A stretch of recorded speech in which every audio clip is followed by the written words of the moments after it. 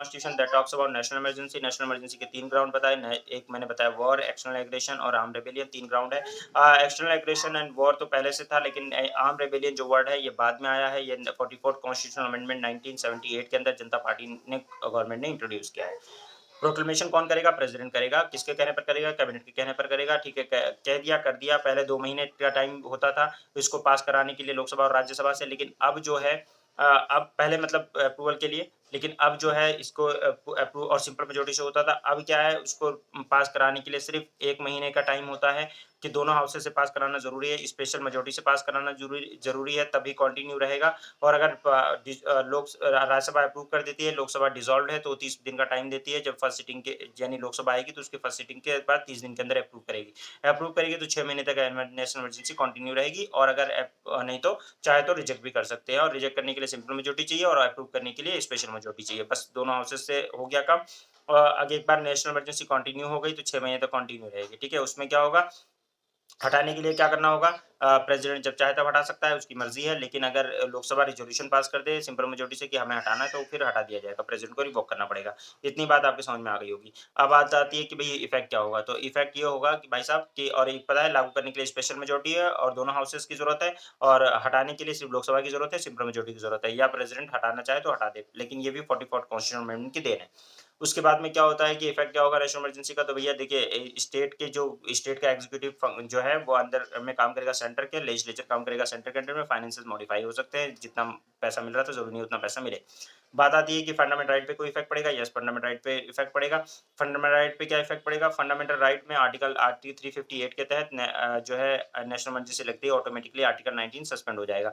Article 359 के virtue की वजह से enforcement of the other fundamental right can be suspended. Other fundamental right के जो आर्टिकल 20 एंड 21 को छोड़कर अदर जो फंडामेंटल राइट है उनका इन्फोर्समेंट को भी रोक सकता है। वो पूरे टाइम के लिए रोक दे, पूरे जब तक इमरजेंसी लगी तब तक के लिए रोकना चाहे रोक दे, पूरे इंडिया में रोकना चाहे रोक दे, और चाहे तो कुछ टाइम के लिए रोक दे, और क्या नाम है, कुछ ही पार्ट के लिए मतलब रोक दे। ये प्रेसिडेंट के पास पावर है।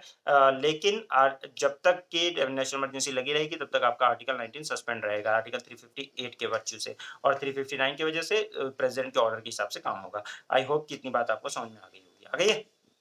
हमारे यहाँ 3 इमरजेंसी 3 बार लगी है। 1962 ये चाइना ने एग्रेशन किया एक्सटर्नल एग्रेशन के बेसिस पर। 1971 जब पाकिस्तान ने हमला किया और क्या नाम बांग्लादेश बना तब वॉर के बेसिस पर, और इंटरनल डिस्टर्बेंस के बेसिस पर 1975। उसके बाद जनता पार्टी गवर्नमेंट ने 44th कॉन्स्टिट्यूशनल अमेंडमेंट करके उसमें डाल दिया कि भैया देखो ऐसा है कि अब आपका खेल नहीं चलेगा, आपका जो है क्या नाम है आर्म्ड रिबेलियन होगा तभी काम चलेगा, उससे पहले नहीं काम चलेगा। अच्छा, इसमें एक बात और ये है कि आप चाहें तो जब नेशनल इमरजेंसी लगी हुई हो तो आप 1 साल तक जो इसका पीरियड बढ़ा सकते हैं, लोकसभा का भी और स्टेट का चाहे तो स्टेट का भी पार्लियामेंट बढ़वा सकता है। गेटिंग? इतनी बात करनी थी मुझे। कॉन्स्टिट्यूशन के अंदर पार्ट 18 ऑफ इंडियन कॉन्स्टिट्यूशन जो है, पार्ट 18 पार्ट 18 के अंदर जो है आपका आर्टिकल 352 से लेकर 360 तक, कहाँ तक? 352 से 360 तक जो है वो इमरजेंसी के बारे में बात करता है। और आपको नॉर्मली पता होगा कि हमारे यहाँ पे 3 तरह की इमरजेंसी की बात की जाती है। एक होता है नेशनल इमरजेंसी जो आर्टिकल 352 के तहत आता है, आप ध्यान रखिएगा। दूसरा होता है स्टेट इमरजेंसी तो आर्टिकल 356 के अंदर आता है, और साथ-साथ में ये साइमल्टेनियसली एक स्टेट इमरजेंसी ही जिसको हम प्रेसिडेंट रूल स्टेट इमरजेंसी भी कहते हैं, दोनों नामों से जाना जाता है। तो ये जो होता है आपका अ, जो आपका प्रेसिडेंट रूल होता है या जो आपका स्टेट इमरजेंसी होती है, वो आपका आर्टिकल 356 के तहत भी लगाई जाती है और 365 के तहत भी लगाई जाती है। तो 2 आर्टिकल इसके लिए होते हैं। बस ये है कि ग्राउंड में फ़र्क हो जाता है। 356 में कॉन्स्टिट्यूशनल मशीनरी, जब कॉन्स्टिट्यूशनल मशीनरी फ़ेल होती है, तब लगाया जाता है। और जो क्या नाम है आपका 365 है वो तब लगाया जाता है जब स्टेट में कोऑपरेटिव फेडरलिज्म या स्टेट जब है कोऑपरेशन नहीं करता सेंटर के साथ, तो उस केस में if state is not complying with the centre तब लगाई जाती है। तो ये इमरजेंसी 2 तरह की होती हैं स्टेट वाली। मतलब 2 ग्राउंड पे लगाई जाती हैं, होती तो एक ही है। उसके बाद में आपका होता है इसके अलावा इस फाइनेंशियल इमरजेंसी। फाइनेंशियल इमरजेंसी जो है आर्टिकल 360 के तहत होता है। आर्टिकल 352 के तहत जो इमरजेंसी लगाई जाती है जिसको हम लोग नेशनल इमरजेंसी के नाम से जानते हैं, उसका फिक्स ग्राउंड है। 3 ग्राउंड कॉन्स्टिट्यूशन ने पहले फिक्स किए थे, वो है आर्म एक था वॉर, दूसरा था एक्सटर्नल एग्रेशन, तीसरा था आर्म रेबेलियन। मतलब आर्म्ड रेबेलियन पहले नहीं था, तीसरा था इंटरनल डिस्टर्बेंस पहले। वर्ड जो था 3 चीज़ें थी, वॉर वॉर मतलब कि आपने किसी से लड़ाई की, आप किसी से ने किसी से लड़ाई की, तो दोनों केस में वॉर हो गया। दूसरा हो गया आपका एक्सटर्नल एग्रेशन, किसी ने बाहर से हमला कर दिया, जैसे चाइना ने हमारे ऊपर 1962 में हमला किया था, तो उसको हम लोग किस कैटेगरी में रखेंगे? एक्सटर्नल एग्रेशन की कैटेगरी में रखेंगे। उस केस में नेशनल इमरजेंसी लगाई जा सकती है।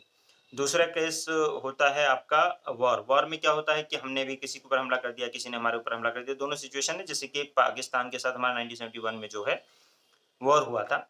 उसके बाद में तो पहला तो 1962 में इमरजेंसी जो लगी, वो लगी आपकी किसके बेसिस पर लगी? एक्सटर्नल एग्रेशन के बेसिस पर, मतलब ग्राउंड था उसका एक्सटर्नल एग्रेशन।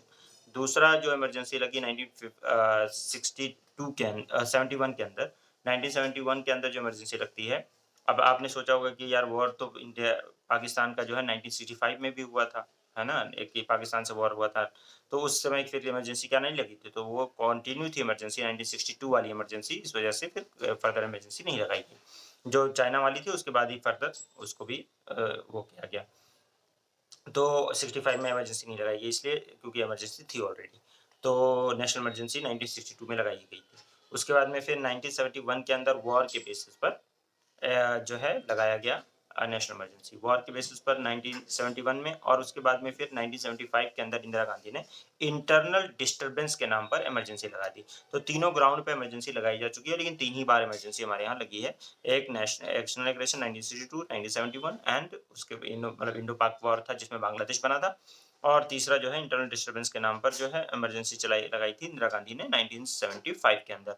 और जो इंदिरा गांधी ने जो इमरजेंसी लगाई थी 1975 में, वो इमरजेंसी जो है इंटरनल डिस्टर्बेंस, क्योंकि बहुत ही डिफरेंट, बहुत ही वॉग वर्ड है, कोई क्लियर नहीं है भाई इंटरनल डिस्टर्बेंस का क्या मतलब है। इंटरनल डिस्टर्बेंस किसी भी तरह की चीज़ को आप डिस्टर्बेंस कह सकते हैं, कुछ भी कह सकते हैं। तो यहाँ पे क्लियर नहीं था कि क्या मतलब आपने किया, तो इसको बहुत क्रिटिसाइज़ भी किया गया, और इसके लिए जयप्रकाश नारायण का मैंने बताया था आप लोगों को, जेपी मूवमेंट चला था जिसमें बहुत सारी जनता दल पार्टी की फिर गवर्नमेंट आ गई थी। कई बार आप लोगों ने ये बात सुनी है। तो जनता पार्टी की गवर्नमेंट आ गई थी, तो इसलिए जो वो इमरजेंसी रहा था 1975 में, उसमें लालू प्रसाद यादव और ये क्या नाम है, मुलायम सिंह वगैरह, ये सब जेपी मूवमेंट के ही मतलब अ, वो है, पैदावार है। ये लोग उसी जेपी मूवमेंट की वजह से पैदा हुए थे। तो ये जो मतलब नेशनल इमरजेंसी के खिलाफ टोटल रिवॉल्यूशन करके वो मतलब जो है बहुत बड़ा रिवॉल्यूशन चलाया था इसके खिलाफ। तो वो की इमरजेंसी लगाई गई इंटरनल डिस्टर्बेंस पे, फिर जब जनता की पार्टी गवर्नमेंट आई तो उसने फिर इसको चेंज कराया। ये जो वर्ड था इंटरनल डिस्टर्बेंस, इसको चेंज किया। उसको चेंज करने करा 44th कॉन्स्टिट्यूशन अमेंडमेंट करके इसमें चेंज कराया गया, और ये कहा गया कि भई देखिए internal disturbance could not be a ground, क्योंकि इंटरनल डिस्टर्बेंस बहुत क्लियर वर्ड नहीं है, तो उसके लिए कुछ और वर्ड होना चाहिए। तो उन्होंने फिर एक नया वर्ड उसमें ऐड किया, आर्म्ड रेबेलियन। क्या वर्ड किया उसके? Armed rebellion. तो अब क्लियर है कि हथियार उठा के जब आप गवर्नमेंट के खिलाफ हमला किया जा रहा है, गवर्नमेंट के खिलाफ हथियार उठाकर जो है लोग वो कर रहे हैं, प्रोटेस्ट कर रहे हैं, हथियार उठा लिया गवर्नमेंट के खिलाफ, तब आप इंटरनेट ये आर्म रेबेलियन के बेसिस पर, जब सरकार के खिलाफ लोग हथियार उठा के हमला करेंगे, तो आर्म रेबेलियन के बेसिस पर आप जो है क्या कर सकते हो? इमरजेंसी नेशनल लगा सकते हो। तो अब क्लियर कट वर्ड में लिखा हुआ है कि इंटरनल डिस्टर्बेंस वर्ड नहीं है, अब हमारे पास क्या वर्ड है? आर्म रेबेलियन वर्ड है। और ये जो है आर्म रेबेलियन वर्ड, ये 44th कॉन्स्टिट्यूशनल अमेंडमेंट 1978 के अंदर इसको ऐड किया गया, क्योंकि इंदिरा गांधी ने जो है मतलब इंटरनल डिस्टर्बेंस को मिसयूज़ किया, वर्ड को मिसयूज़ किया, कि ऐसा कहा जाता है, जिसकी वजह से इसको करना पड़ा। तो नेशनल इमरजेंसी के 3 ग्राउंड कौन-कौन से हो गए अब आपके पास? आपके पास हो गया एक वॉर, एक external aggression, war and armed rebellion. ठीक है? क्लियर है? क्लियर है या नहीं? हाँ, आर्म्ड इंटरनल डिस्टर्बेंस को वर्ड को हटा के 44th कॉन्स्टिट्यूशनल अमेंडमेंट 1978 के अंदर जनता पार्टी गवर्नमेंट ने रिप्लेस कर दिया, और उसने नया वर्ड वो लेकर ऐड किया, आर्म्ड रेबेलियन, कि आर्म्ड रेबेलियन होगा तभी आप नेशनल इमरजेंसी लगा सकते हो। ये इंटरनल डिस्टर्बेंस कहकर आप नहीं कर सकते, क्योंकि डिस्टर्बेंस का कोई मतलब क्या है? कुछ लोगों ने शोर मचाया, बस डिस्टर्बेंस हो गया, आपने नेशनल इमरजेंसी लगा दी। बात समझ रहे हो? तो जब एकदम क्लियर डिफाइन किया गया कि हाँ भाई आर्म रिबेलियन होगा तभी होगा। तो ये कुल मिलाकर 3 ग्राउंड हो गए आपके 352 के बेसिस पर। अच्छा, अब जब नेशनल इमरजेंसी लगाई जाती है तो कैसे लगाई जाएगी? अब पिक्चर ये में आता है कि भाई नेशनल इमरजेंसी लगाई जाएगी तो कैसे लगाई जाएगी? क्या क्या उसका तरीका होगा लगाने का? और क्या है, तो कुछ हमारा 44th कॉन्स्टिट्यूशनल अमेंडमेंट के बाद काफ़ी कुछ नेशनल इमरजेंसी में चेंज किया गया, क्योंकि मिस इंदिरा गांधी को ही वो काउंटर करने के लिए वो लाया गया था। इसलिए उसमें काफ़ी चेंज किया गया नेशनल इमरजेंसी में। और दूसरा जो आपका होता है और उसको कैसे लागू किया जाएगा, कैसे रिवोक किया जाएगा, यानी पहले लागू कैसे करेंगे, उसको कहते हैं प्रोक्लेमेशन ऑफ इमरजेंसी। तो प्रोक्लेमेशन कैसे होता है, उसको फिर रिवोक कैसे किया जाता है, और ये बातें अप्रूवल कैसे मिलता है, उसका पार्लियामेंट कैसे अप्रूव करती है, क्या होता है, क्या नहीं होता, कैसे इमरजेंसी लगेगी, ये बातें अभी है। और उसके बाद में अगर नेशनल इमरजेंसी लग जाती है तो उसका इफ़ेक्ट क्या होगा? मतलब इससे क्या फ़र्क पड़ने वाला है? तो ये बात हमारे लिए इम्पोर्टेंट है। इसके बाद जो दूसरा होता है जिसको हम प्रेसिडेंट रूल कहते हैं, या हम इसको स्टेट इमरजेंसी कहते हैं, जो 3 आर्टिकल 356 और 365 2 बेसिस पे लगती है।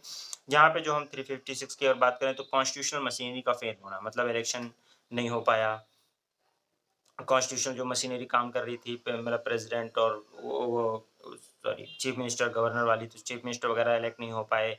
ऐसे कोई भी सिचुएशन है जब वहाँ पे कोई सरकार नहीं बन पाई है, हैंग पार्लियामेंट है कुछ भी, तो वहाँ पे स्टेट इमरजेंसी यानी सेंटर अपने हाथ में कंट्रोल ले लेता है, उस स्टेट का गवर्नमेंट मतलब स्टेट का सेंट्रल गवर्नमेंट चलाती है, तो वो हो जाता है आपका स्टेट इमरजेंसी। तो स्टेट इमरजेंसी में मतलब कोई ऐसा नहीं है कि आपको कोई फंडामेंटल राइट वगैरह सस्पेंड होगा, लेकिन उसमें जो होता है आपका आर्टिकल 19 वगैरह सस्पेंड ऑटोमेटिकली सस्पेंड हो जाता है। नेशनल इमरजेंसी में article 19 freedom of speech expression suspend हो जाता है, तो ऑटोमेटिकली सस्पेंड हो जाता है। तो वो यहाँ पे ऐसा नहीं होता, तो इसके बारे में बात करेंगे कि 356 और 365 के इफेक्ट में आने पर क्या होता है और how it is different from the national emergency. एक ये है। फिर इसके बाद में आर्टिकल 360 के बेसिस पर जो है आपका होता है फाइनेंशियल इमरजेंसी। और फाइनेंशियल इमरजेंसी क्यों लगाई जाएगी, क्या लगाई जाएगी, आज तक फाइनेंशियल इमरजेंसी लगाई नहीं गई, क्योंकि उसमें यह होता है कि सैलरीज वगैरह कम होने हो जाती हैं लोगों की, तो सैलरीज वगैरह कम कैसे करेंगे, जिन लोगों को कानून बनाना है वो अपनी सैलरीज कैसे कम करेंगे, जिनको सैलरीज ही देनी है, तो इस वजह से वो आज तक नहीं लगा। बाकी हमारे यहाँ फाइनेंशियल क्राइसिस कई बार आया है, लेकिन इमरजेंसी नहीं लगाई गई, फाइनेंशियल इमरजेंसी, ठीक है। जैसे 1991 के अंदर हमारे यहाँ बहुत बड़ा फाइनेंशियल क्राइसिस था, इकोनॉमिक क्राइसिस था, बट फिर भी फाइनेंशियल इमरजेंसी प्रोक्लेम नहीं की गई। तो कुल मिलाकर हमारे पास 3 इमरजेंसीज हैं, आर्टिकल 352, 356 एंड 360। क्या ये याद हो गया आपको? याद हो गया? 352 नेशनल इमरजेंसी, 356 स्टेट इमरजेंसी, उसके बाद में 360 फाइन, ये याद हो गया? 365 इससे बाहर है, आउट ऑफ दिस है, तो उसको वही मैंने बताया ना प्रेसिडेंट रूल पर। तो आप इसको ऐसे पढ़ लिया कीजिए, article 352 national emergency, article 356 state emergency, जिसको प्रेसिडेंट रूल भी कहते हैं, ग्राउंड उसका है कॉन्स्टिट्यूशनल मशीनरी का फेल होना।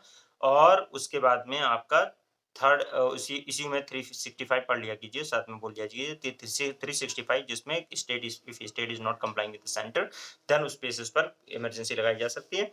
और उसके बाद में लास्ट आप बोलेंगे 360 फाइनेंशियल इमरजेंसी, ठीक है भाई? ठीक है।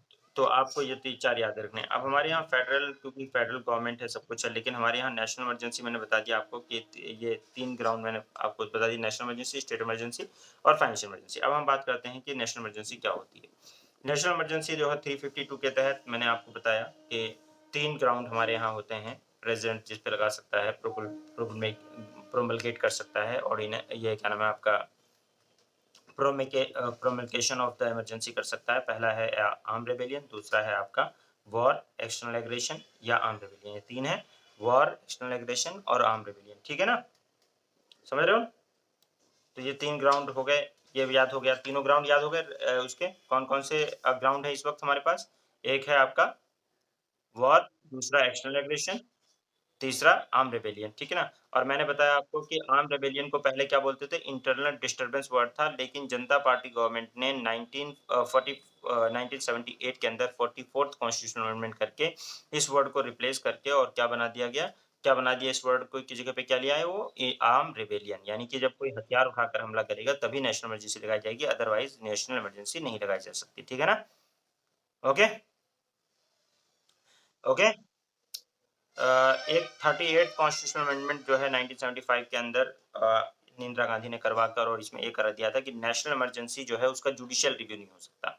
अब जुडिशियल रिव्यू का कॉन्सेप्ट तो आपको पता है कि भई एक बेसिक स्ट्रक्चर में आ जाता है, वो केशवानंद भारती में कह ही दिया था। तो मिनर्वा बिल में इसको क्लियर किया गया और इसको वैसे जनता पार्टी ने इसको डिलीट भी कर दिया था। ठीक है? प्रोविज़न जो है subsequently deleted bye 44th constitution amendment 1978 उसको डिलीट भी कर दिया था उस प्रोविज़न को कि जुडिशियल रिव्यू नहीं हो सकता। और मिनर्वा मिल केस के अंदर इसको क्लियर भी कर दिया गया कि देखो क्या कहा गया है कि supreme court held that the proclamation of the national emergency can be challenged in the court on the ground of Malafide or the declaration was based on the whole extraneous or irrelevant or absurd जैसे कोई अगर मतलब irrelevant एकदम consideration के basis पर national emergency लगा रहा है यानी सेंटर पूरी तरह से मतलब पगला गया है और वो क्या नाम है नेशनल इमरजेंसी लगाने पे उतारू है कोई रेलेवेंट फैक्ट नहीं दे रहा कोई फिगर नहीं है मलाफाइड इंटेंशन है अगर ऐसे में वो नेशनल इमरजेंसी लगा रहा है तो उस केस में क्वेश्चन किया जा सकता है जुडिशियल रिव्यू किया जा सकता है अदरवाइज नॉर्मल सिचुएशन में क्वेश्चन नहीं किया जाता है ठीक है लेकिन जुडिशियल रिव्यू हो सकता है क्योंकि बेसिक स्ट्रक्चर है अब यहाँ पे आपको 2 बातें समझने वाली हैं और बहुत इम्पोर्टेंट हैं। एक तो ये कैसे होगा, कितने ड्यूरेशन के लिए होगा, नेशनल इमरजेंसी कैसे लगेगी। तो यहाँ पे देखिए आप लोगों का 16.2 के अंदर दे रखा है ना कि आपको पार्लियामेंट्री अप्रूवल एंड ड्यूरेशन दे रखा है ना? हुँ? दे रखा है ना? इसमें कुछ बातें अंडरलाइन करनी है आपको। आवाज़ आ रही है मेरी? आवाज़ आ रही है? तो इसमें कुछ बातें आपको अंडरलाइन करनी है, तो वो आप लोग अपना हाइलाइटर वगैरह रख लीजिए। The proclamation of emergency must be approved by both the houses of parliament within 1 month from the date of issue. देखो पहले 2 मंथ का टाइम था, अभी 1 मंथ का टाइम है, ठीक है ना? तो क्या है the proclamation of emergency must be approved, ठीक है? मस्ट बी अप्रूव्ड प्रोक्लेमेशन अगर किया गया है इमरजेंसी का तो उसको दोनों हाउसेस से अप्रूव करना है 1 मंथ के अंदर जिस दिन उसको इश्यू किया गया है। जैसे आज मान लो इमरजेंसी लगाएगी तो एक आज से 1 महीने के अंदर उसको अप्रूव करवाना है दोनों हाउसेस ऑफ पार्लियामेंट, ठीक है ना? ओके? ये पीरियड जो था पहले 2 मंथ था लेकिन 44th कॉन्स्टिट्यूशन अमेंडमेंट में 1978 के अंदर इसको रिप्लेस कर दिया गया। 44th कॉन्स्टिट्यूशन अमेंडमेंट इसके लिए बहुत इंपॉर्टेंट है क्योंकि इंदिरा गांधी ने जो भी चीज़ें की थी उसको नेशनल इमरजेंसी कम से कम लगे इसके लिए ये 44th कॉन्स्टिट्यूशन अमेंडमेंट लाया गया था।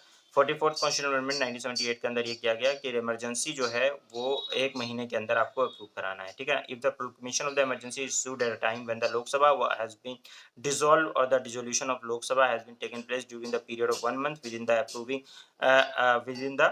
approving the proclamation, then the proclamation survive until 30 days from the first sitting of the Lok Sabha after its reconstitution, provided that the Rajya Sabha has in the meantime approved it. अगर अगर देखो कोई national emergency proclaim की गई और उसके बाद में और पार्लियामेंट जो लोकसभा है वो डिसॉल्व हो गई है, ठीक है ना? लोकसभा डिसॉल्व है, लोकसभा है नहीं। राज्यसभा और क्या नाम है अब नेशनल इमरजेंसी प्रोक्लेम कर दी प्रेसिडेंट ने क्योंकि प्रोक्लेम करेगा प्रेसिडेंट यानी प्राइम मिनिस्टर के कहने पे प्रोक्लेम कर देगा लेकिन 1 महीने के अंदर उसको अप्रूवल यानी लागू रहेगी 1 महीने तक 1 महीने के अंदर उसको अप्रूवल लेना है पार्लियामेंट से कि भैया आप लोकसभा और राज्यसभा से कि इसको कंटिन्यू रखा जाए या नहीं रखा जाए। अगर अप्रूवल हो गया तो 6 महीने तक कंटिन्यू रहेगी। तो ये है। तो कुल मिलाकर ये है कि अगर मान लीजिए कि लोकसभा है ही नहीं तब क्या होगा? तो अगर इमरजेंसी प्रोक्लेम करवा दी प्रेसिडेंट ने, प्रोक्लेम कर दी कि भई इमरजेंसी की सिचुएशन है, लगानी पड़ेगी इमरजेंसी। लोकसभा डिसॉल्व हो गई। तब क्या होगा? अब 1 महीने का टाइम अब नहीं रह जाएगा। अब 30 दिन तक तो कंटिन्यू रहेगी, लेकिन वो क्या रहेगा कि जो नई लोकसभा आएगी, ठीक है? उसकी सिटिंग में 30 दिन तक यानी 30 दिन तक का टाइम उसको दिया जाएगा कि 30 दिन पहली सिटिंग से 30 दिन के अंदर उसको अप्रूव कर दे। फर्स्ट सिटिंग जिस दिन बैठी है लोकसभा की अप्रूव कर दे, लेकिन इससे पहले राज्यसभा ने उसको अप्रूव कर दिया हो तो। राज्यसभा ने अप्रूव कर दिया है तो 30 दिन के अंदर वो लोकसभा अगर अप्रूव कर देती है तो मान लिया जाएगा कि अप्रूवल मिल गया है, ठीक है ना? अगर दोनों हाउसेस से अप्रूव मिल मिल जाता है यानी तो लोकसभा भी अप्रूव कर देती है और राज्यसभा भी अप्रूव कर दी तो 6 महीने तक ये कंटिन्यू रहेगा, ठीक है? और it can be extended to infinite period यानी बार-बार अप्रूवल 6-6 महीना का लेकर कितने भी टाइम तक के लिए अप्रूव कर सकते हैं, ठीक है ना? 44th कॉन्स्टिट्यूशन अमेंडमेंट 1978 के अंदर ये ऐड किया गया था ठीक है, ये बोला था कि also added that the 44th Constitutional Amendment 1978 before that the emergency once approved by the parliament could remain in operation as long as the executive desire। पहले ऐसा नहीं था, ये जो बार-बार 6-6 महीने पे अप्रूवल लेना है ये भी 44th Constitutional Amendment में किया गया है क्योंकि इससे पहले जो है ये था कि अगर एग्जीक्यूटिव जब तक चाहे तब तक एक बार इमरजेंसी लग गई तो फिर वो उसको कंटिन्यू रख सकता है, ठीक है? तो इसको भी चेंज किया गया है। However, if the dissolution of Lok Sabha take place during the period of 6 months without approving the further continuation of the emergency, then the proclamation survive until 30 days of the first sitting of the Lok Sabha after this reconstitution provided that Rajya Sabha has meantime approved। वही अगर बीच में भी लोकसभा बिना approve किए हुए अगर लोकसभा जो है डिसॉल्व हो जाती है, मान लीजिए बिना अप्रूव किए हुए राज्यसभा ने अगर अप्रूव कर दिया और लोकसभा बिना अप्रूव किए हुए हो गई, तो नई जो लोकसभा आएगी वो पहली सिटिंग जिस दिन करेगी उससे 30 दिन के अंदर उसको पास कर दे, नहीं तो वो फिर लैप्स कर जाएगा। ठीक है, दोनों हाउसेस से पास करवाना ज़रूरी है, तभी वो कंटिन्यू मानी जाएगी, नहीं तो नहीं। और 1 महीने के अंदर उसको अप्रूव कराना है। बस इसी केस में कि लोकसभा है ही नहीं, तो फिर ज़ाहिर-सी बात है 30 दिन का पीरियड नहीं रह जाएगा। फिर जब फर्स्ट सिटिंग में लोकसभा आएगी उसका 30 दिन तक माना जाएगा। ठीक है, तो every resolution approving the proclamation of the emergency, इसमें इसको अंडरलाइन करिएगा। Every resolution proclaiming the approving the proclamation of the emergency and its continuation must be pass bye either house of the parliament by special majority. ठीक है, इसको underline कर लीजिएगा, special majority से पास करना पड़ता है।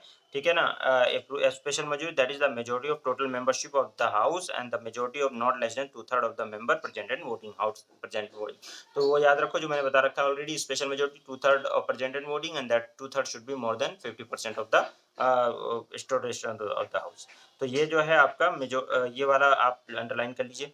स्पेशल मेजोरिटी का प्रोविजन भी 44th कॉन्स्टिट्यूशनल अमेंडमेंट में किया गया है। पहले ये सिंपल मेजोरिटी से था, यानी कि 44th कॉन्स्टिट्यूशनल अमेंडमेंट के अंदर ये स्पेशल मेजोरिटी वाला प्रोविजन डाला गया है। उससे पहले ये सिंपल मेजोरिटी से अप्रूव होता था और सिंपल मेजोरिटी से ही रिवोक होता था। रिवोक करने के लिए अभी भी सिंपल मेजोरिटी है, यानी हटाने के लिए अगर इमरजेंसी हटाना है तो लोकसभा सिंपल मेजोरिटी से बिल पास कर दी हो जाएगा, लेकिन लगाने के लिए स्पेशल मेजोरिटी चाहिए। ठीक है, तो रिवोक ये तो हो गया अप्रूवल। तो आपने कुछ बातें समझ ली कि आप पहली बात तो ये समझ ली कि भाई देखिए दोनों हाउसेस का अप्रूवल चाहिए 1 महीने के अंदर। पहले 2 महीने टाइम था, अब 2 महीने टाइम नहीं है, इसलिए कंफ्यूज नहीं होइएगा। ठीक है, इमरजेंसी अगर प्रेसिडेंट ने कह दिया है कि आज से इमरजेंसी लागू की जाती है, ठीक है, लागू कर दीजिए। 1 महीने के अंदर मतलब लागू हो जाएगा, लेकिन 1 महीने के अंदर आपको लोकसभा और राज्यसभा दोनों की अप्रूवल लेने की ज़रूरत है। अगर लोकसभा डिसॉल्व है, तो उस केस में राज्यसभा अगर अप्रूव कर देती है, तो जब लोकसभा आएगी तो उसका 30 दिन का टाइम दिया जाएगा, 30 दिन के अंदर अप्रूव करे या तो रिजेक्ट कर दे। उसी दिन से डिसकंटिन्यू हो जाएगी, क्या नाम है आपका, नेशनल इमरजेंसी। तो नेशनल इमरजेंसी लगाने के लिए सिर्फ 3 ग्राउंड मैंने आपको बताया, एक war, external aggression and armed rebellion, ये 3 ग्राउंड हो गए। ठीक है, ओके। और इसी तरीके से जो है इसको कंटिन्यू कितने दिन तक रहेगा, 6 महीने तक कंटिन्यू रहेगा। अप्रूवल कितने दिन में लेना है, 1 महीने में दोनों हाउसेस का अप्रूवल लेना है। दोनों हाउसेस से अप्रूवल लेना ज़रूरी है, लोकसभा एंड राज्यसभा से स्पेशल मेजोरिटी से वो अप्रूव करेंगे। अगर लोकसभा डिसॉल्व है तो नई लोकसभा को 30 दिन का टाइम दिया जाएगा। बस इतनी बात अगर आप याद रखते हैं तो आपका हो गया। और ये जो प्रोविजन स्पेशल मेजोरिटी वाला है वो आपका 44th कॉन्स्टिट्यूशनल अमेंडमेंट 1978 में ऐड किया गया। क्या ये बात समझ में आ गई? दोनों लोगों को रिदा रिदा समझ में आया? समझ में आया रिदा? ठीक है। अब देखो रिवोकेशन, अब यहाँ पे अगर हम बात कर लें तो रिवोकेशन सबसे वो इम्पोर्टेंट है और यही दोनों से क्वेश्चन हमेशा आता है, या तो अप्रूवल से आएगा या तो क्या नाम है रिवोकेशन से आएगा। अच्छा, इसमें भी एक बात और एक ध्यान रखिएगा कि 6-6 महीने तक बार-बार आपको 6-6 महीने पे अप्रूवल लेना ही लेना है। पहले ऐसा नहीं था, लेकिन अब ऐसा है 44th कॉन्स्टिट्यूशन अमेंडमेंट 1978 के बाद कि 6-6 महीने के अंदर अप्रूवल आपको लेना पड़ेगा। ये नहीं कि आप एक बार लगा दिए तो लगाइए इमरजेंसी, ऐसा नहीं होगा। ठीक है? Revocation and proclamation. The proclamation of the emergency may be revoked by the president at any time by the subsequent proclamation, such as proclamation does not require the parliamentary approval. जब president चाहे तब emergency खत्म कर सकता है। वो कहते भैया मैं रिवोक कर रहा हूँ प्रेसिडेंट, तो रिवोक यानी प्राइम मिनिस्टर कह देगा प्रेसिडेंट से कि भाई रिवोक कर लो इमरजेंसी, इमरजेंसी हट जाएगी।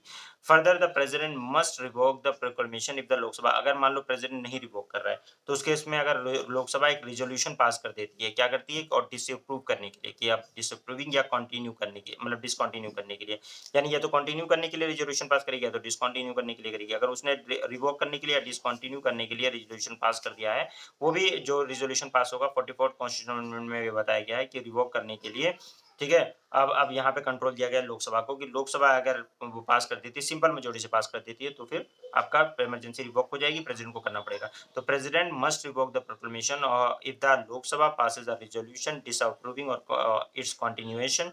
Again, the safeguard was introduced by the 44th Constitutional Amendment. Before the amendment, a proclamation could be revoked by the president on his own, and the Lok Sabha had no control in this regard. तो पहले ये था कि president के ही executive power थी, चाहे तो जब तक चाहे तब तक एक बार कंटिन्यू करवा लिया, एक बार प्रोक्लेमेशन पास करवा लिया। अब जब तक चाहेगा तब तक कंटिन्यू रहेगा, सिर्फ प्रेसिडेंट ही उसको रिवोक कर सकता था, पर लोकसभा की उसके पास कोई पावर नहीं थी। लेकिन 44th कॉन्स्टिट्यूशन ने ये पावर जो है वो लोकसभा को दे दी कि लोकसभा जो है, हाँ बेटा, लोकसभा जो है वो अप्रूवल, वो अगर रिज़ॉल्यूशन उसके डिसकंटिन्यूएशन के लिए पास करवा कर देती है सिंपल मेजॉरिटी से, तो वो क्या नाम है रिवोक करना पड़ेगा प्रेज़िडेंट को। ये नहीं है कि प्रेज़िडेंट का ही कंट्रोल है, यानी कि एग्ज़ीक्यूटिव से पावर लेजिस्लेचर ने अपने हाथों में ले लिया है। हाँ, क्योंकि एग्ज़ीक्यूटिव मनमानी भी करने लगता है ना इसलिए। तो 44th constitution amendment 1978 also provide that the where 1/10 of the total member of the Lok Sabha give and written notice to the speaker or to the special ठीक है, स्पीकर और टू द क्या नाम है president if the house is not in session. ठीक है, special sitting of the house should be within the 14 days of the 14 days of the purpose for this considering the resolution और approving the continuation of the proclamation. तो आपने the 1/10 member हैं यानी जो quorum है वो लोग अगर लिख के दे देते हैं प्रेसिडेंट को या स्पीकर को, अगर लोकसभा सेशन में तो स्पीकर को, नहीं तो अगर नहीं है तो प्रेसिडेंट को, कि भाई हम जो है डिसकंटिन्यू कराना चाहते हैं इमरजेंसी को, तो उस केस में क्या होगा कि रिजोल्यूशन अगर ये लिख के रिटर्न में दे देते हैं तो फिर 14 दिन के अंदर मीटिंग करानी होगी, और 14 दिन के अंदर ये मीटिंग कराने के बाद क्या होगा कि उसको किया जाएगा कि भैया रिजोल्यूशन पास करिए और इमरजेंसी को डिसकंटिन्यू करिए। तो यहाँ पे क्या होगा आपको मैंने बता दिया, नीचे लिखा हुआ है द रिजोल्यूशन ऑफ द, ये अंडरलाइन कर लीजिएगा दोनों दोनों पॉइंट।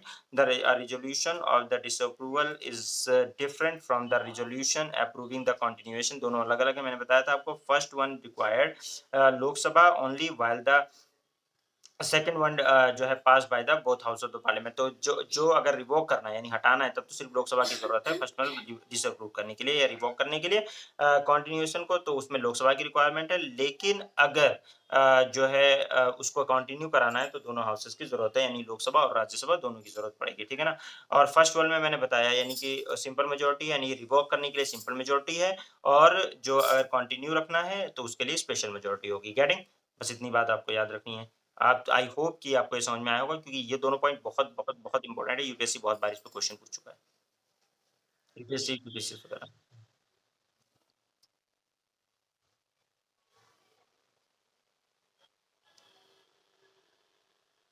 और सिर्फ लोकसभा से, ठीक है। लोकसभा ने सिंपल मेजोरिटी से पास कर दिया, हो गया काम, और उसमें दोनों हाउसेस की जरूरत है कंटिन्यू करने के लिए। ओके, यानी हटाने का तो आसान कर रखा है नॉर्म को, और लगाने का मुश्किल कर रखा है, और जरूरत भी इसी चीज की है, ठीक है ना।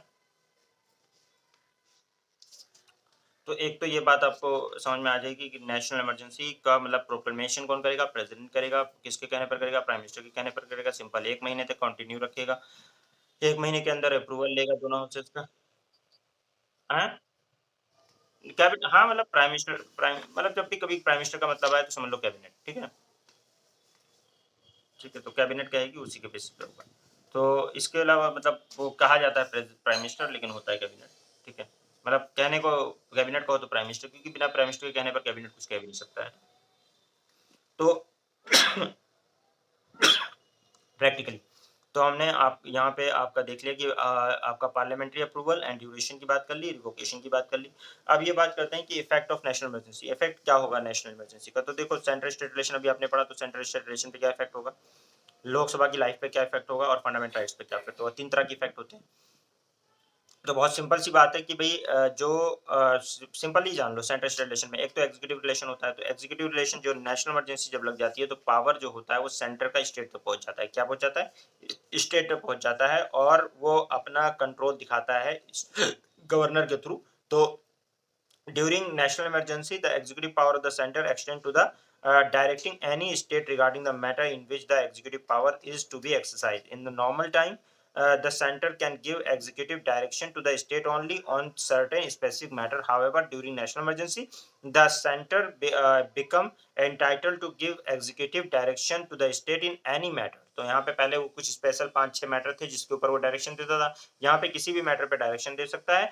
Thus, the state government are brought under the complete control of the center, और they are दो दे आर नॉट सस्पेंडेड। तो नेशनल इमरजेंसी में उनको सस्पेंड नहीं किया जाता है, लेकिन सारा कंट्रोल किसके हाथ में आ जाता है, मेन सेंटर के। जो सेंटर कहेगा उसी को कंप्लाई करना पड़ेगा स्टेट को, या किसी भी मैटर में वो कह सकता है और उसको कंप्लाई करना पड़ेगा। एक तो एग्जीक्यूटिव में यह होता है। इतनी बात तो समझ में आ गई होगी, समझ में आ रही है, ठीक है। दूसरा आता है लेजिस्लेटिव रिलेशन। लेजिस्लेटिव में क्या, during the national emergency parliament become empower to make law any subject mention in the state list. तो सिंपल है कि इसमें स्टेट लिस्ट में कोई भी कानून बनाना हो तो स्टेट लिस्ट में कानून बनाने का नॉर्मल सिचुएशन में सिर्फ स्टेट को अधिकार है, लेकिन यहाँ पे वो बना सकता है, ठीक है, स्टेट लिस्ट में। दो, the legislative power of the legislative power of the state legislature is not suspended, it becomes subject to the overriding power of the parliament. Thus, normal distribution of the legislative power between center and the state is suspended, though the state legislature is not suspended. In brief, the constitution becomes unitary rather than federal. The law made by the parliament on the state subject during the national emergency become inoperative 6 months after the emergency has ceased to operate. Notably, while the proclamation of the national emergency is in operation, the president can issue ordinance on the state subject also. If the parliament is not in session. Further, the parliament can confer power and impose duties upon the center or its officer and authorities in respect to the matter outside the union list in order to carry out the law made by it under the extended jurisdiction and the result of the proclamation of the national emergency. 42nd Constitutional Amendment 1976 provides the two consequences mentioned, executive and legislative, extend not only to the state where the emergency is observed but also the other state.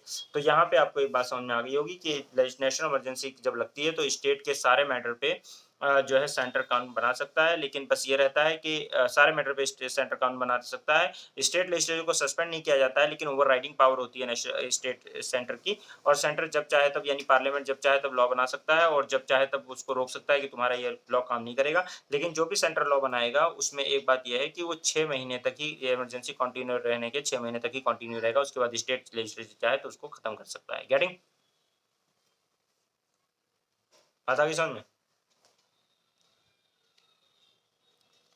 ठीक है, तो legislature में बस ये modification है कि legislature suspend नहीं किया जाएगा, नहीं विधानसभा रहेगी, लेकिन विधानसभा का कोई खास रोल नहीं रहेगा जब तक जब पार्लियामेंट आ जाएगा। तो पार्लियामेंट जब तक नहीं है तब तक उसका रोल है, जैसे पार्लियामेंट आएगा इसको हटना पड़ेगा। पहले ऐसा नहीं है, लेकिन नॉर्मल सिचुएशन में स्टेट के लॉज स्टेट के स्पेयर में पावरफुल है, सेंटर के लॉ सेंटर में पावरफुल है और वो नॉर्मली इंटरफेयर भी नहीं करता है। लेकिन जब नेशनल इमरजेंसी लगती है तो उसमें फिर स्टेट लेजिस्लेचर का कोई रोल खास नहीं रह जाता है, फिर वहाँ पे सेंटर ही का जो एक्ट होता है उसी को माना जाता है। लेकिन ये सब तक कब तक रहता है? जब तक इमरजेंसी रहती है, उसके 6 महीने इमरजेंसी हटने के 6 महीने के बाद 6 महीने के अंदर जो चाहे स्टेट चाहे तो उस लॉ को कंटिन्यू भी कर सकती है जो सेंटर ने बनाया हो, और उसको हटा भी सकती है। नहीं देखो ये तो पूरे स्टेट के ऊपर है, नेशनल इमरजेंसी वो किसी भी स्टेट पे कर सकती है, और जिस लॉ और जो कानून उसने किसी एक स्टेट में बना दिया है वो चाहे तो दूसरी स्टेट में भी ऑपरेशन में ला सकती है। ठीक है ना? जैसे उत्तर प्रदेश के लिए कोई कानून बनाया था, लेकिन अगर उसको जरूरत पड़ रही है कि उसी लॉ को वो हरियाणा में लागू करते तो लागू कर सकती है, उसको कोई रोक नहीं सकता। गेटिंग?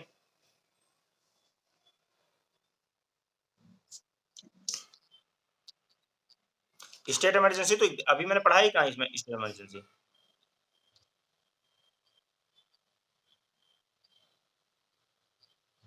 हाँ, बिल्कुल सही, एकदम सही, और स्टेट वाला एक पर्टिकुलर स्टेट पे ही लगेगा, एक की पर्टिकुलर स्टेट से ही रिलेशन मॉडिफाई होंगे, सारे पूरे कंट्री से नहीं होंगे। ठीक है नी?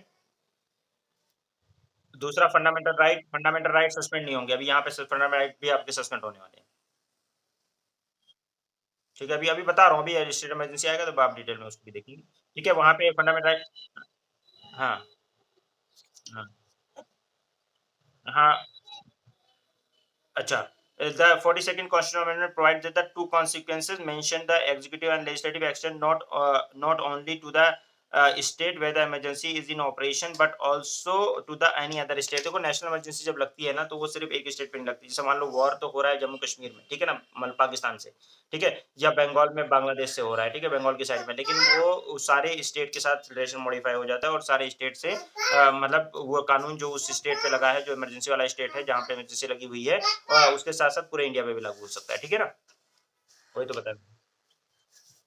फाइनेंशियल इमरजेंसी भी फाइनेंसेस पे भी इफेक्ट पड़ता है इसमें। While the proclamation of the national emergency it is in operation, the president can modify the constitutional distribution of the revenue between the centre and the state. वो था नहीं कि पहले पहले कि स्टेट को इतना इतना पैसा देना, तो अब उसको लग रहा है कि किसी स्टेट को ज्यादा पैसा देना है, किसी को कम देना है सेंटर को, तो वो कर सकता है ऐसा।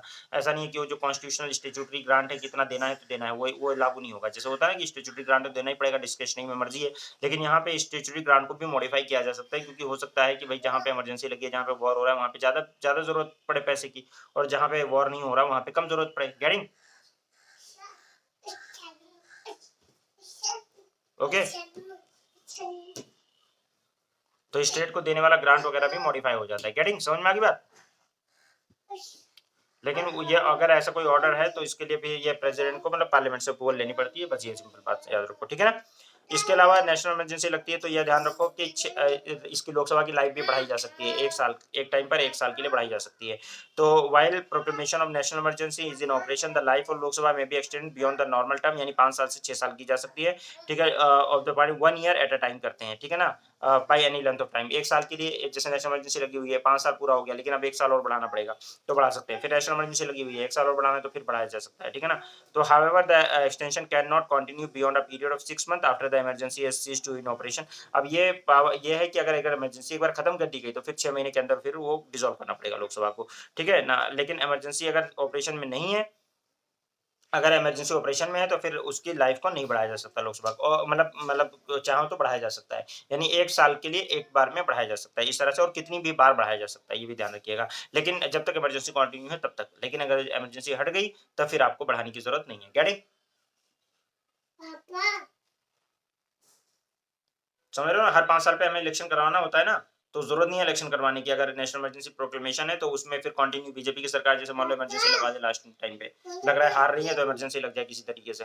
तो नेशनल गवर्नमेंट अगर नेशनल इमरजेंसी लग गई ना तो फिर वो चाहे तो 1 साल के लिए बढ़ा सकते हैं। फिर नेशनल इमरजेंसी अगर कंटिन्यू है तो अगले साल फिर बढ़ा सकते हैं। फिर अगले साल ऐसे-ऐसे बढ़ाया जा सकता है। जब इमरजेंसी ऑपरेशन से खत्म हो जाएगी, मतलब इमरजेंसी ऑपरेशन में नहीं रहेगी, खत्म हो जाएगी, मान लो इमरजेंसी आज खत्म हो गई तो फिर 6 महीने के अंदर डिसॉल्व करना पड़ेगा उसको। गेटिंग? समझ में आ रही बात? पावर बैंक तो ये ओपन हो गया। State legislature by 1 year each time, ठीक है? ड्यूरिंग द नेशनल इमरजेंसी, ठीक है? तो अगर मतलब चाहे तो स्टेट का भी वो बढ़ा सकती है, स्टेट में ज़रूरी नहीं कि वो इलेक्शन करवाए। तो 6-6 महीना करके वो मतलब बढ़ाएगी, ठीक है? मैक्सिमम पीरियड 6-6 महीने करके वो बढ़ाएगी। मतलब एक स वो ये इसमें ये है कि 1 ईयर तो बढ़ाएगी, 1 ईयर ईच टाइम बढ़ा सकती है during the national emergency, subject to the maximum period of 6 month after the, अगर अगर वही है कि अगर इमरजेंसी खत्म हो जाती है तो 6 महीने मतलब मैक्सिमम टाइम उसके पास रहेगा, उसके बाद फिर डिसॉल्व करना पड़ेगा उसको भी, हाउस को भी, स्टेट को भी। तो स्टेट का भी वो चाहे तो ड्यूरेशन बढ़ा सकती है सेंटर, मतलब अगर इमरजेंसी लगी हुई है नेशनल तो। अब यहाँ पे आता है कि एक बहुत इंपॉर्टेंट 2 आर्टिकल नोट करना है, आर्टिकल 358 एंड 359। कौन से 2 आर्टिकल बता रहा हूँ? बोलो भाई। अब ये क्वेश्चन मुझसे इंटरव्यू में पूछा गया था एक, और एक मतलब मेरा एक फ्रेंड है उससे भी पूछा गया था। मैंने एक मॉक इंटरव्यू में ले रहा था उसमें भी मैंने ये पूछ लिया था, क्योंकि मुझसे पूछा गया तो मैंने पूछ लिया था। तो ये क्वेश्चन जो है, आप ये समझिए कि इसको अक्सर लोग नहीं जानते हैं। 358, 359 आप किसी से भी पूछेंगे what is the difference between 358, 359, लोग नहीं बता पाएँगे। मैं आपको बस सिंपल प्लेन वर्ड्स में बता दे रहा हूँ, ध्यान रखिएगा। ठीक है, बहुत इंपॉर्टेंट है। आर्टिकल 358 पिक्चर में कब आता है? नेशनल इमरजेंसी लगी है और आर्टिकल 358 कहता है कि नेशनल इमरजेंसी लगते ही आपका आर्टिकल 19 सस्पेंड हो जाएगा ऑटोमेटिकली। क्या हो जाएगा? जैसे ही national emergency come in, your article 19 goes out. ठीक है? Clear? By the virtue of article 358, यानी 358 ये कहता है कि अगर 352 लागू होगा तो आर्टिकल 19 सस्पेंड हो जाएगा आपका। Article 19 freedom of speech, expression, assembly, association, movement, residence, profession, ये आपका सस्पेंड हो जाएगा। गेटिंग? ओके? ये एकदम मतलब एक रट्टा मान लीजिए। अब दूसरी बात ये आती है कि 359 फिर क्या है? 359 कहता है कि भैया प्रेसिडेंट अगर ऑर्डर करेगा तो बाकी भी फंडामेंटल राइट आर्टिकल 20 एंड 21 को छोड़कर सिर्फ 2 आर्टिकल छोड़ दीजिए, तो आर्टिकल 20 एंड 21, ठीक है? 20 एक्स पोस्ट फेडरल और डबल जेओपार्डी, सेल्फ इंक्रिमिनेशन, और article life to life 21 right to life and personal liberty. इन दोनों को छोड़कर बाकी सारे फंडामेंटल राइट आपके जो है वो सस्पेंड किए जा सकते हैं, लेकिन उसके लिए आपको आर्टिकल 359 को यूज में लाना पड़ेगा। कौन सा आर्टिकल यूज में लाना पड़ेगा? कौन सा आर्टिकल? 359, ठीक है? 359 के बेस आप जो है क्या कर सकते हैं, आप 359 को अगर पिक्चर में ले आए आप, तो आप नेशनल इमरजेंसी को उसको 11 में कोई भी, यानी अदर देन 19 तो सस्पेंड हो ही रहा है, वो 358 के वर्च्यू से हो रहा है। 359 कहता है अदर देन आर्टिकल 20 एंड 21 सारे फंडामेंटल राइट सस्पेंड किए जा सकते हैं अगर प्रेसिडेंट ने प्रोक्लेमेशन किया कि भाई, जैसे क्या हुआ, तो आज नेशनल इमरजेंसी लगाई गई, प्रेसिडेंट ने ऑर्डर कर दिया कि देखो ऐसा है सर कि आपकी जो इमरजेंसी है, नेशनल इमरजेंसी जो है वो आज से लागू की जाती है। बस आप समझ लो, उसको कहने की जरूरत भी नहीं है, आर्टिकल 358 के वर्च्यू से उसको कहने की जरूरत भी नहीं है कि आर्टिकल 19 सस्पेंड करता हूं मैं। आर्टिकल 19 अपने आप सस्पेंड हो गया, आप आर्टिकल 19 सस्पेंड हो गया, ठीक है? नेशनल इमरजेंसी लगते ही। उसके बाद में फिर यह 358 कह रहा है 359 कहता है कि लिखो, लेकिन फिर और भी इमरजेंसीज तो हैं, और भी तो फंडामेंटल राइट्स हैं, आर्टिकल 20 एंड 21 को छोड़कर भी आर्टिकल 14 है, 15 है, 16 है, और भी बहुत सारे हैं। तो क्या वो सस्पेंड होंगे? तो बोलता है नहीं, वो डायरेक्टली ऑटोमेटिकली सस्पेंड नहीं होंगे। उसके लिए उसमें से कौन सा आर्टिकल सस्पेंड करना है प्रेसिडेंट को, उसके लिए आर्टिकल 359 के तहत प्रेसिडेंट को ऑर्डर देना पड़ेगा। अगर प्रेसिडेंट ऑर्डर समझती हो, एक होता है डिसमिसल, जैसे अब एग्जीक्यूटिव में होता है, एक सस्पेंड होता है for a temporary time, for time के लिए सस्पेंड किया जाता है किसी ऑफिसर को, और डिसमिसल का मतलब पूरी तरह खत्म कर देना। तो डिसमिस नहीं हो रहा है, सिर्फ सस्पेंड हो रहा है कुछ टाइम के लिए, ठीक है ना। देखो ये कह रहा है ना, यहाँ पे देखो article 358 and 359 describe the effect of the national emergency on the fundamental right. Article 358 deal with the suspension of the fundamental right guaranteed under article 19, while the article 359 deals with the suspension of the fundamental right except guaranteed by the article 20 and 21, these two provision explain below। तो बाद में blow करेंगे, explain करेंगे, लेकिन basically बात वही है कि आपको नॉर्मल लैंग्वेज में समझिए आप कि 358 जो है 19 को सस्पेंड करवाता है। सस्पेंड का मतलब होता है टेम्परेरी टाइम के लिए, ये नहीं होता कि हमेशा के लिए डिसमिस करा दिया, खत्म कर दिया ऑपरेशन उसका। मतलब सस्पेंस मतलब वो आप उसको मतलब आपके लिए सस्पेंड करने का मतलब ये है कि आप उसका ऑपरेशन जहाँ पे इमरजेंसी लगी है वहाँ पे आप यूज नहीं कर सकते हैं इसको। और 350 19 का 358 के तहत खत्म होता है और सस्पेंशन होता है, और सस्पेंशन 359 का बाकी आर्टिकल्स का, आर्टिकल 20 एंड 21 को छोड़कर बाकी जो है आर्टिकल्स का 359 के तहत हो सकता है, ठीक है ना। एंड 21 जब बोल रहा है, यानी कि 20 एंड 21 को छोड़कर, तो 20 एंड 21 को छोड़ने का मतलब ये है कि भैया उसमें आपको अधिकार है, नेशनल इमरजेंसी लगती है तब भी आपको 20 एंड 21 के तहत आपको कोर्ट जाने का अधिकार है। समझ में आ गई बात, वो सस्पेंड नहीं हुआ है, ओके। लेकिन 20 एंड 21 के बारे में बात हो रही है, बाकी आर्टिकल 19 सस्पेंड हो जाएगा, डिसमिस नहीं होगा, सस्पेंड हो जाएगा। और आर्टिकल जो है सस्पेंड मतलब फॉर अ टाइमिंग। और उसके अलावा जो है आपका आर्टिकल जो है क्या नाम है 58 के तहत आर्टिकल 19 ऑटोमेटिकली सस्पेंड होगा। तो फर्क यही है कि आर्टिकल 19 में ऑटोमेटिकली सस्पेंशन होता है, ठीक है, ऑटोमेटिकली आर्टिकल 19 सस्पेंड हो जाता है 358 के तहत, और वो ऑटोमेटिकली नहीं होता, उसमें किया जा सकता है। लेकिन 20 और 22 को किया भी नहीं, 20 एंड 21 को किया भी नहीं जा सकता। बात समझ में आ गई मिस्टर नदीम, रिदा आपको?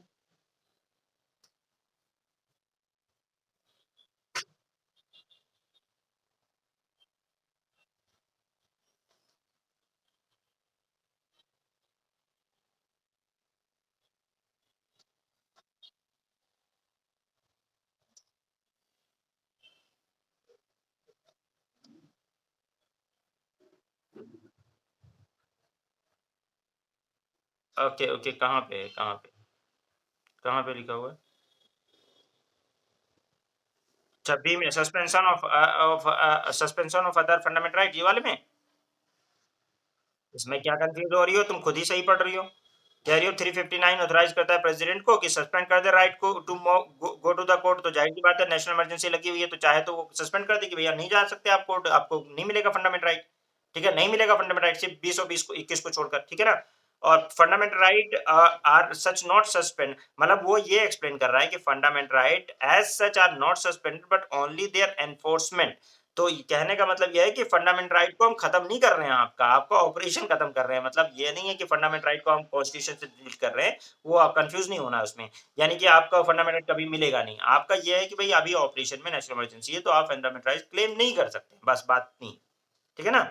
आपके लिए सस्पेंड है, वही तो बोल रहा हूँ। The said right are there, क्या नाम है, they're theoretically alive, but right to seek remedy is suspended. तो बेवकूफी वाली बात है भैया, जब हमें कोर्ट हमारे पास क्यों कहते हैं, हाँ तुम्हारे अधिकार है भैया, हम कोई छीन नहीं रहे, हमें इन्फोर्समेंट नहीं करवा रहे, अभी हम कुछ नहीं कर रहे, लेकिन आप कोर्ट नहीं जा सकते, हम मारेंगे और आपको जो क्या नाम है, रोने भी नहीं देंगे। बात समझ में आ गई? खेल खेल समझो। जब जब बोल दिया कि विदाउट रेमेडी, मैंने आपको कितनी बार बताया है कि कोई भी पावर विदाउट रेमेडी या क्या नाम, power without sanction is meaningless. अगर आप बोल रहे हो, आप किसी को ऑर्डर दे रहे हो और आप सैंक्शन नहीं कर सकते, तो आपको कोई मानेगा ही नहीं, है कि नहीं है? आपके पास रॉ में रेमेडी नहीं है, फंडामेंटल राइट बिल्कुल बेकार है अगर आर्टिकल 32 ना हो। आप सुप्रीम कोर्ट या आर्टिकल 226 के तहत आप क्या नाम है हाई कोर्ट ना जा सकते हो, तो फंडामेंटल राइट लेकर क्या करोगे, आपको कोई इन्फोर्स करने की पावर ही नहीं रहेगी। गेटिंग? तो थेरेटिकली तो वो लिखे हुए हैं, रहेंगे किताब में, आपके पास थेरेटिकली रहेगा। जैसे आपके अकाउंट में मैं कह दूं 1 करोड़ रुपया रहेंगे, लेकिन आप निकाल नहीं सकते, उसको खर्च नहीं कर सकते, बस आपके नाम से लिखा रहेगा। क्या फायदा उस पैसे का? नो, ठीक है ना, सस्पेंड हो जाते हैं। आपको ज्यादा टेक्निकल उसमें मत जाओ, मैं बता रहा हूँ क्या है। सस्पेंड हो जाते हैं, सुनो पर बात सुन लो। ठीक है, सस्पेंड हो जाते हैं, ठीक है?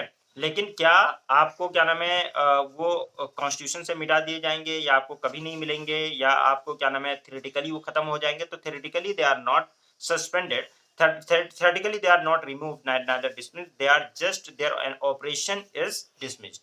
तो ये आप कह सकते हो कि theoretically जब सस्पेंशन है तो सस्पेंशन का मतलब उनके ऑपरेशन का, उनका इन्फोर्समेंट का सस्पेंशन है, ना कि फंडामेंटल राइट। आप ये नहीं कह सकते मेरे पास फंडामेंटल राइट है नहीं, मेरे पास फंडामेंटल राइट नहीं है, लेकिन मेरे पास है, लेकिन मैं अभी सस्पेंडेड है। जैसे फॉर एग्जांपल कोई बंदा आईएएस आईपीएस होता है, उसको सस्पेंड कर दिया जाता है, डीएसपी मान लो एसपी है, उसको सस्पेंड कर दिया जाता है, तो वो वर्किंग एसपी नहीं होता, लेकिन एसपी होता है, वो उसको आधी सैलरी मिल रही होती है, ठीक है, डिसमिस नहीं होता है। तो वही केस यहाँ पे है, इसलिए सस्पेंडेड वर्ड इज बेटर।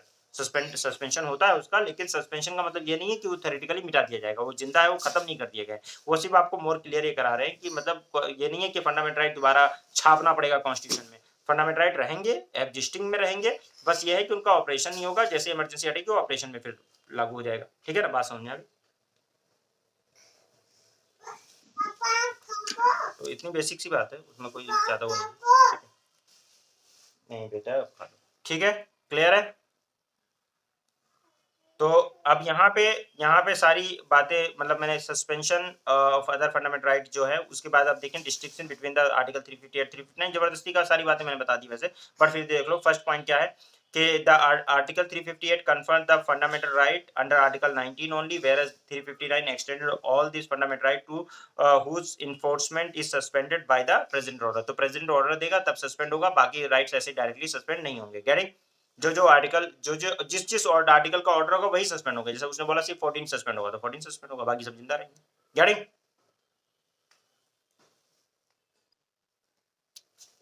दूसरा आप देखें, article 358 automatically suspended the fundamental right under article 19 as soon as the, automatically बोल दिया ना, article 358 automatically suspended the fundamental right under article 19 as soon as the emergency is declared। On the other hand, article 359 does not automatically suspend any fundamental right, only empower the president to suspend the enforcement of the specific fundamental right. तो यहाँ पे यह है कि मतलब वो directly कुछ automatically suspend नहीं करता है, वो पावर देता है कि आप चाहो तो ऑपरेशन को सस्पेंड कर दो, यानी कि आप चाहो तो उसको एम्पावर कर देता है प्रेसिडेंट को, कि प्रेसिडेंट चाहे तो किसी फंडामेंटल राइट को क्या नाम है उसके एनफोर्समेंट को सस्पेंड कर सकता है। ठीक है, ये नहीं कि फंडामेंटल राइट को मिटा देगा, खत्म कर देगा। जैसे इसमें है कि वो माना जाएगा कि आपको फंडामेंटल राइट है ही नहीं आर्टिकल 19 के तहत, तो जो फंडामेंटल राइट था ऑटोमेटिकली सस्पेंड हो गया, तो मतलब उसमें कोई 3-5 है ही नहीं, वो तो एकदम सस्पेंड है, कंफर्म है। इसमें है कि कुछ जिसका इन्फोर्समेंट लागू रखना चाहे उसका रख सकता है, जिसका हटाना चाहे हटा सकता है, तो बस इतनी बात है। Article 358 operates only in case of external aggression. अच्छा हाँ, ये बात भी याद रखिएगा, article 358 operate only in case of external emergency, that is जब क्या नाम है वॉर हो या एक्सटर्नल एग्रेशन हो, and not in case of internal emergency. ठीक है ना, इंटरनल इमरजेंसी मतलब आर्म रेबेलियन वगैरह पे ग्राउंड पे, ठीक है ना, emergency declared on the ground of armed rebellion। Article 359 on the other hand operate in case of both external emergency as well as internal emergency। ध्यान रखिएगा, आर्टिकल 358 पिक्चर में तब आता है, आर्टिकल 19 आपका सस्पेंड तब होगा जब आपका वॉर या एक्सटर्नल एग्रेशन के बेसिस पे अगर क्या नाम है नेशनल इमरजेंसी लगी है। अगर इंटरनल डिस्टर्बेंस या आर्म रेबेलियन के बेसिस पे लगी है तो आर्टिकल 358 से तुरंत ऑटोमेटिकली सस्पेंड नहीं होगा। लेकिन 359 अगर नेशनल इमरजेंसी किसी भी ग्राउंड पे लगी है, चाहे एक्सटर्नल चाहे इंटरनल, नेशनल इमरजेंसी लगी हुई है, तो उस केस में प्रेसिडेंट चाहे तो आपका फंडामेंटल राइट सस्पेंड कर सकता है, कोई सा भी आर्टिकल 20 एंड 21 को छोड़कर। ठीक है भाई, रिदा समझ में आ रही बात? रिदा बात समझ में आ रही है? तुम्हें आया Nadeem? Article 358 suspended the fundamental right under Article 19 on entire duration of the emergency, while Article 359 suspended the enforcement of fundamental right for the period specified the President। जाहिर सी बात है कि वो कह सकता है कि भाई देखिए इतने दिन के लिए मैं सस्पेंड कर रहा हूँ, उसको लग रहा है ग्रेव इस समय सिचुएशन चल रही है तो वो कुछ फंडामेंटल राइट हमें सस्पेंड करने हैं, तो प्रेसिडेंट ने क्योंकि प्रोमिकेशन दिया है कि भाई इतने सस्पेंड कर रहा हूँ मैं, तो वो बताएगा भी कि कितने दिन के लिए कर रहा है, जितने दिन के लिए उसको कह रहा है उसको शॉर्ट पीरियड के लिए भी कर सकता है, नेशनल इमरजेंसी लगी है लेकिन बाकी फंडामेंटल राइट सस्पेंड नहीं है। लेकिन आर्टिकल 19 सस्पेंड रहेगा जब तक कि फंडामेंटल राइट लगा रहेगा, ठीक है, और जब तक की इमरजेंसी लगी रहेगी। गेटिंग? यानी 358 ऑपरेशन में तब तक रहेगा जब तक नेशनल इमरजेंसी रहेगी, लेकिन 359 जो है वो प्रेसिडेंट के ऑर्डर के बेसिस पर काम करेगा। गेटिंग? ओके, हाँ भाई समझ में आ रहा है? ठीक है, 350 article 350 358 extend the entire country while may extend to entire country or part of the। देखो 358 में यह है कि पूरी कंट्री पे लागू होगा, 359 जो है जिस पार्ट पे प्रेसिडेंट कहेगा उस पे लागू होगा, पूरे इंडिया पे हो भी सकता है और कुछ पार्ट पे भी हो सकता है। बेटा चलो, Article 358 suspend the Article 19 completely, while 359 does not empower suspension enforcement of the Article 20 and 21। तो आर्टिकल 358 के बेसिस पर आर्टिकल 19 पूरी तरह सस्पेंड होता है, पूरी तरह से एब्सोल्युटली सस्पेंड होता है, लेकिन जो है आर्टिकल 20 एंड 21 के ऊपर कोई इफेक्ट नहीं डाल पाता 359। 358 enable the state to make any law or make any executive action inconsistent with the fundamental right under Article 19, while Article 359 enable the state to make any law or take any executive action inconsistent with the other fundamental rights which is enforcement is suspended by the present order। तो basically यह है कि 350 अगर 358 को है तो state को violet करने का पावर देता है, अधिकार देता है कि वो चाहे तो आर्टिकल 19 को वायलेशन कर सकता है। ठीक है, अगर 358 देता है, 359 ये पावर देता है कि और कोई पावर आर्टिकल 20 और 21 को छोड़कर बाकी कोई और फंडामेंटल राइट सस्पेंड करने कर लो भैया, खेल लो जितना खेलना है। ठीक है ना। तो these are also similarity between article 358 and 359, both provide immunity from the challenges. अब यहाँ पे इम्यूनिटी दोनों को दे देता है कि एग्जीक्यूटिव एक्शन को आप कोर्ट में नहीं ले जा सकते नॉर्मली। ठीक है ना। तो ये है। तो डिक्लेरेशन कितनी बार हुआ है, तो मैंने बताया आपको 3 बार नेशनल इमरजेंसी का डिक्लेरेशन हुआ है, 1962, 1971 एंड 1975। मैंने बताया कि फर्स्ट प्रोक्लेमेशन 1962 में हुआ था, मैंने बताया था आपको, फिर 62 में, फिर 1971 में हुआ, और फिर 19 जो है 75 के अंदर। तो 3 बार हुआ है। और मैंने आपको बताया कि पहला 1962 में जो हुआ था वो चाइना से वॉर हो रहा था, मतलब एक्शनल एग्रेशन के बेसिस पे हुआ था। 1971 के अंदर जो हुआ पाकिस्तान वॉर, जब क्या नाम बांग्लादेश बना था। और 1975 जो है इंटरनल डिस्टर्बेंस के नाम पर 3 बार हुआ है, जिसमें जिसके बाद में फिर जेपी मूवमेंट हुआ था और उसके बाद में कांग्रेस पार्टी गिर गई थी, खुद इंदिरा गांधी इलेक्शन हार गई थी, याद होगा आपको। तो ये आपका पूरा नेशनल इमरजेंसी की कहानी है, इतना ही आपको याद रखना है। आज हमने सिर्फ इतनी बात करनी थी नेशनल इमरजेंसी और उसके जो भी टाइप्स हैं। फिर हम लोग कल स्टेट इमरजेंसी के बारे में इंशाल्लाह बात करेंगे, और स्टेट इमरजेंसी और प्रेसिडेंट रूल के बारे में बात करेंगे, फिर हम उसको कंपेयर भी करेंगे। पहले आपने नेशनल इमरजेंसी समझनी थी, आपको आई होप कि समझ में आ गया होगा। अगर 5 मिनट में मैं आपको समराइज कर दे रहा हूँ, आप समझ जाइए। देखिए, पहला article 352 of Indian constitution that talks about national emergency. National emergency के 3 ग्राउंड बताए, एक मैंने बताया वॉर, एक्सटर्नल एग्रेशन और आर्म रेबेलियन, 3 ग्राउंड है। एक्सटर्नल एग्रेशन एंड वॉर तो पहले से था, लेकिन आर्म रेबेलियन जो वर्ड है ये बाद में आया है। ये 44 कॉन्स्टिट्यूशनल अमेंडमेंट 1978 के अंदर जनता पार्टी ने, गवर्नमेंट ने इंट्रोड्यूस किया है। प्रोक्लेमेशन कौन करेगा, प्रेसिडेंट करेगा। किसके कहने पर करेगा, कैबिनेट के कहने पर करेगा। ठीक है, कह दिया कर दिया। पहले 2 महीने का टाइम होता था इसको पास कराने के लिए लोकसभा और राज्यसभा से, लेकिन अब जो है अब पहले मतलब अप्रूवल के लिए, लेकिन अब जो है इसको अप्रूव और सिंपल मेजोरिटी से होता था। अब क्या है, उसको पास कराने के लिए सिर्फ 1 महीने का टाइम होता है कि दोनों हाउसेस से पास कराना जरूरी है, स्पेशल मेजोरिटी से पास कराना जरूरी है, तभी कंटिन्यू रहेगा। और अगर लोक राज्यसभा अप्रूव कर देती है, लोकसभा डिसॉल्व है, तो 30 दिन का टाइम देती है। जब फर्स्ट सिटिंग के यानी लोकसभा आएगी तो उसके फर्स्ट सिटिंग के बाद 30 दिन के अंदर अप्रूव करेगी तो 6 महीने तक नेशनल इमरजेंसी कंटिन्यू रहेगी। और अगर नहीं तो चाहे तो रिजेक्ट भी कर सकते हैं, और रिजेक्ट करने के लिए सिंपल मेजोरिटी चाहिए और अप्रूव करने के लिए स्पेशल मेजोरिटी चाहिए। बस दोनों हाउसेस से हो गया काम।